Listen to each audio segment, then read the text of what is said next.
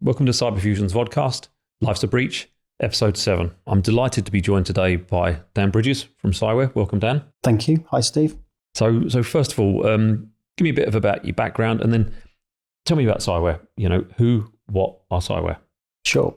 So Cyware, we're a threat intelligence operationalization company. I know it sounds quite a long word, but to boil it down quite simply, we provide a threat intelligence management platform to understand lots of different styles and types of intelligence that an organization would like to ingest, really help automate the ingestion of that and the deduplication, the enrichment, and really automate the processing of that information into a consistent standard format, which you can then do things with. We then have platforms that help operationalize that and automate that information out to technologies, so to actually go and drive something to actually happen proactively, but then also technology to help share that information to humans as well. So to share it out in a human readable format and help those readers of that information collaborate on that, talk about it, discuss it, and collectively share that information. Fantastic. And I was speaking to Lewis Henderson earlier of Team Cymru, and I saw a great announcement yesterday about your partnership, you guys and Cyware and Team Cymru. Could you just tell me a little bit about that? Yeah, we're really excited about that. Actually, it's a great thing. The information, the intelligence that Team Cymru actually gather out from the internet and all the monitoring they do, very, very advanced technology sharing and assessment that they do. And we're actually now building into our standard deliverable platform the ingestion of their botnet feed information, which is very dynamic information. It's very real time, and also their command and control sets of information as well. So bringing that into our platform, assessing that, and then leveraging that into automated feeds that customers can then come and use for assessments and preventions, and actually to come and help them understand if logs or breaches or information is needed. They can come and then search through that for our platform and then leverage the information that Team Cymru have, along with any other feed ingestion that we might be doing for an organization as well. Fantastic. That's great news. So following on the conversation I've just been having, Lewis, we're drilling down into DORA, not going into all the specifics, but, keeping it quite high level and also making sure it's relevant for the channel and our partners. Cyber threat intelligence, it seems to be a key area that falls within the remit of DORA. How does Cyware relate to that? And what can you offer out there, as your solution that helps customers, partners hit the necessary criteria of DORA? Sure. So there's a couple of ways in which we actually help, depending on what the organization wants to do or depending on what services the partner wants to create around it. So we can help automate the use of intelligence.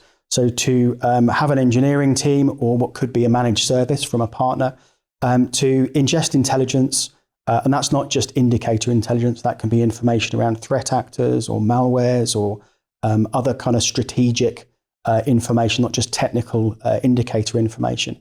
Ingest that and then actually then go through and do something with that, automate the use of that. So very much hands off for an organization who can then we can process large volumes of information, assess the risk of that can be very, very specific to an organization themselves. So we can tune it and allow them to pick out particular custom attributes, align it to their industry, their country, applications they use, or particular threat actors that might be targeting them. And then make sure that information gets processed really, really quick and then have that go through and sent out to their existing technologies. So a way in which an organization and indeed a managed service provider or a partner can help leverage more value from something they've already sold them.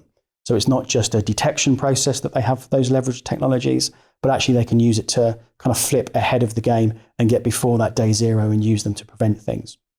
So the automation of all that intelligence and information is key. But then whilst we're doing that, because we've got all that data, that can then be used to help respond to things faster. So having that big library of information that's all connected, we've connected together threat actors, we've connected together malwares, we've connected together indicators. It really helps leverage all that information together to make responses quicker.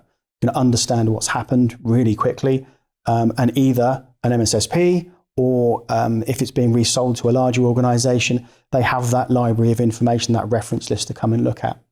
And then further on from that, if we start looking at what kind of hunting analysts would do, again, this is something perhaps some of the larger organizations with more mature CTI functions can do.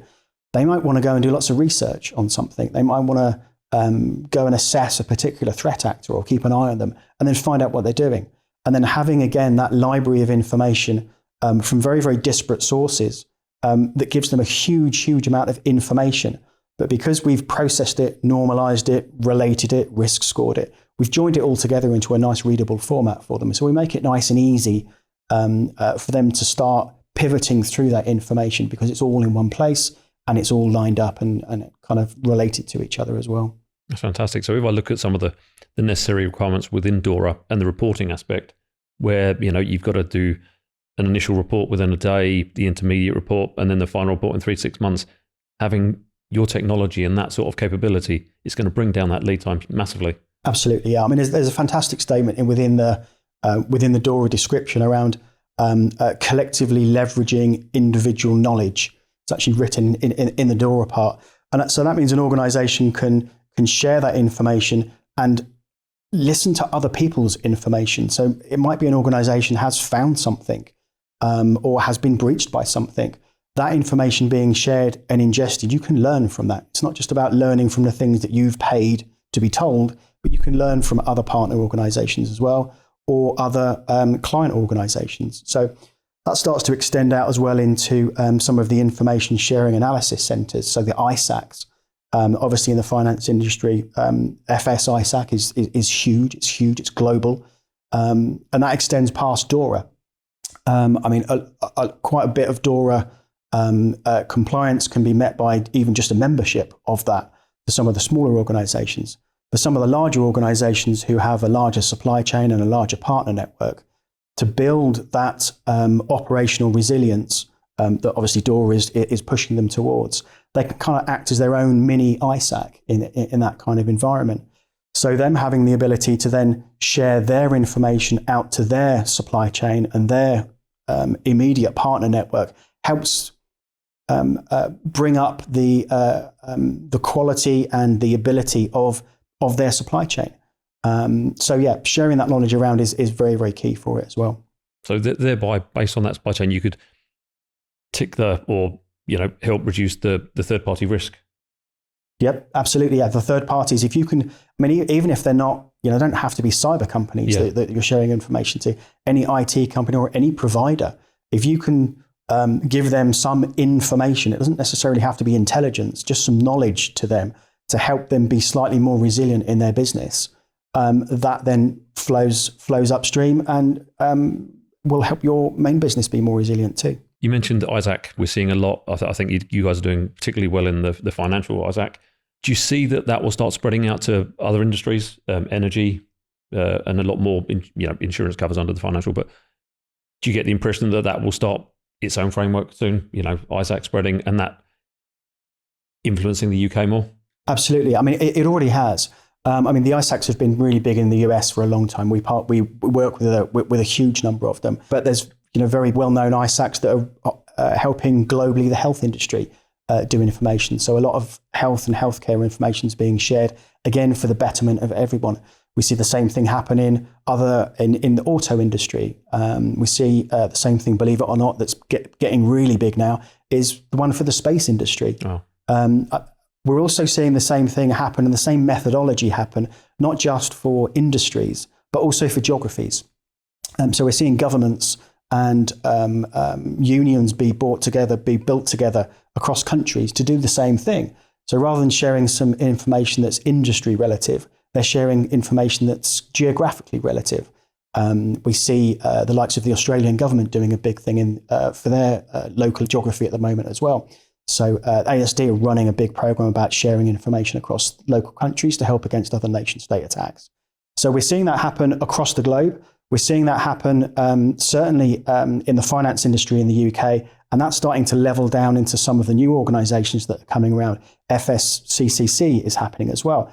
And again, another sort of sub-sponsored part of that. But that will happen more in the UK. And we're seeing the the NCSC do similar things, sponsor information, just again for the betterment of just UK businesses. Yeah. But the same thing is being extended across the whole of Europe as well now. Fantastic. One of the things you mentioned earlier that I see as a huge tick in the box for Cyware is deduplication. You know, we've been selling threat feeds across multiple partners, multiple customers, and it always astounds me, you know, the number of separate threat feeds a customer might have. You know, I always thought you might have 2 or 3, but, you know, there's people in there with 50, 60, 70. If there's no deduplication going in place, that's a lot of different reports coming in and a lot of information that's got no correlation at all. So that must be a huge appeal to your customers, the fact that Cyware has that as a capability. Definitely. I mean, we've both been in the industry, a very long time, and it used to be you could just get kind of one threat feed, and it would give you some good information, and you could block some stuff at a firewall. That's moved on from that now, but it may well take several different threat feeds or information feeds. Some to understand things like we get from Team Cymru that we particularly OEM with, that gives us information on, there's botnets and some of that live networky style information. There's other feeds that we have that has a lot of information around some of the new malware variants, some stuff that aligns particularly well to what particular threat actors are doing. So some kind of strategic information and intelligence around threat actors. We see similar things coming around for techniques and tactics. So you can absorb quite a lot of information from very specialist different sources, join that all together. But yeah, that needs to happen automatically. We do it by standardizing that into an information exchange format of data that we have. Okay. And as we do that, we link everything together, build the relations and make that information nice and easily accessible by technologies and by people. Fantastic. And talking about the practicalities, obviously everything CyberFusion stands for is channel partners. That is our go-to. Any partners out there, existing Cyware ones or ones that are looking at you or have customers picking up the phone and asking them about DORA? What can Cyware do? If a partner picks up the phone tomorrow and says, I have a customer that's worried they're not hitting the criteria, what could Cyware go in and help them with on that journey? Certainly. So from a partner point of view, there's a couple of different stages that we can help actually. If the client is reasonably small and just wants to take something from the partner, it could be that the partner sets up their own sharing network and they operate as a mini information sharing analysis center. They do some of the work themselves. They leverage some of their own value into that and then start carving that data up into be industry specific things. So a partner could kind of do it once, but then sell to many in the same industry and come up with a similar story. The whole idea of having this operational resilience is very, very portable between different industries. So a partner can kind of do it once and then sell a similar type of framework to healthcare, to manufacturing, to education. It's a very portable style of service that they can do across those. So that's one thing by a partner doing some of that effort themselves. The second part is if a partner wants to get in there and really help an organization who is struggling, who has invested into many feeds already and needs help with it, they can't operationalize it, then giving that customer and that partner, enabling that customer to have a platform that they can then come and use and maybe help manage or help implement or certainly advise them in something larger that they can actually start to do themselves is going to be really, really key. And a partner can help an organization see value from that. Brilliant. Well, Dan, thanks very much for joining us today. Really appreciate all your feedback. And if you've got any questions for Cyware, myself or Dan, and you need some assistance on the threat intelligence side, please reach out and we'll be happy to get in touch and discuss it further. Thank you.